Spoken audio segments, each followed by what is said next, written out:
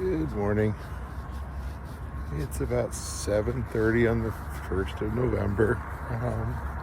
Sun's just starting to come up here. I'm out for my morning walk in the park, and I'm thinking about undoing damage.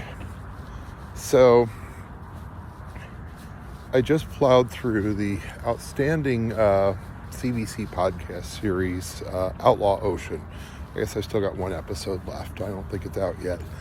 But it's given me a lot to think about the kind of damage we've done to the oceans, which also is damage done to the atmosphere. Let's start by talking about the atmosphere. So, if we stopped producing excess CO2 tomorrow, which we're not going to do, we would still be at 400 parts per million.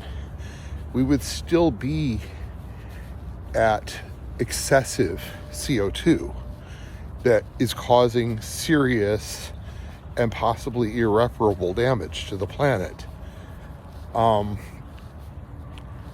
It's not enough to stop producing CO2. We have to reverse it. We have to start pulling it back out of the atmosphere. How do we go about doing that?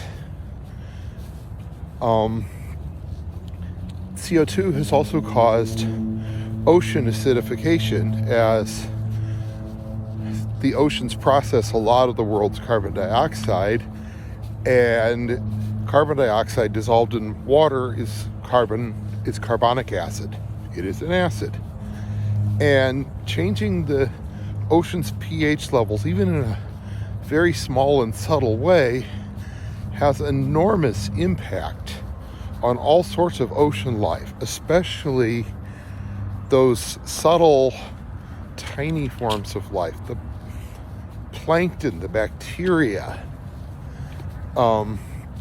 and those things are the very base of the food chain. So it's disconcerting. It's very worrisome what we're doing to oceans. One of the statistics that came up in Outlaw Ocean is that by 2050, there will be more plastic in the ocean by weight than fish. And of course, besides the fact that, plastic doesn't really go away ever. It's more or less indestructible. That's its advantage. It just breaks down into smaller and smaller pieces called microplastics, and those get in everything. They're in your bloodstream right now, little tiny pieces of plastic. Some of them are small enough to penetrate cell walls.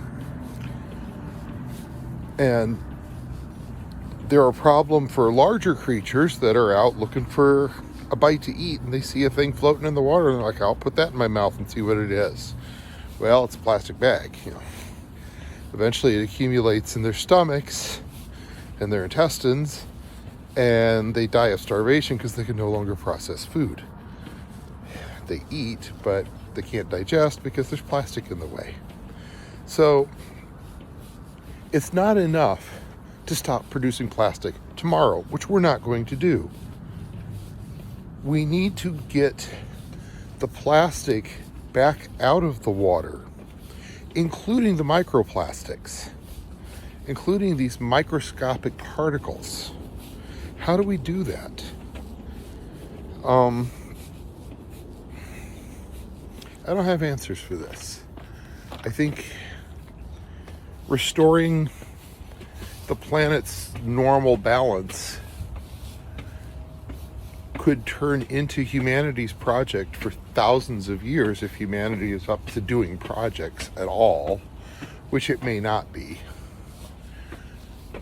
It could be done. I mean, technology exists. I have great faith in technology.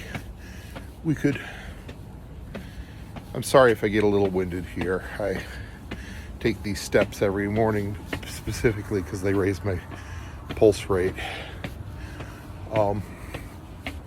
We could build machines to remove plastics from the ocean. We could build machines or plants to remove CO2 from the air. This would ultimately deacidify the oceans. Of course, if you're doing that sort of thing, you have to figure out when to stop too, because these things take a long time, have a fairly long tail about them. I don't know how we can restore lost sea ice. That's going to be a problem. But how do we undo the damage? It's not enough to stop causing harm. If we want to be anything but an embarrassment to ourselves for the rest of humanity's existence for possibly millions of years, I don't want to be the generation they look back on in shame and horror. And that's what we are right now.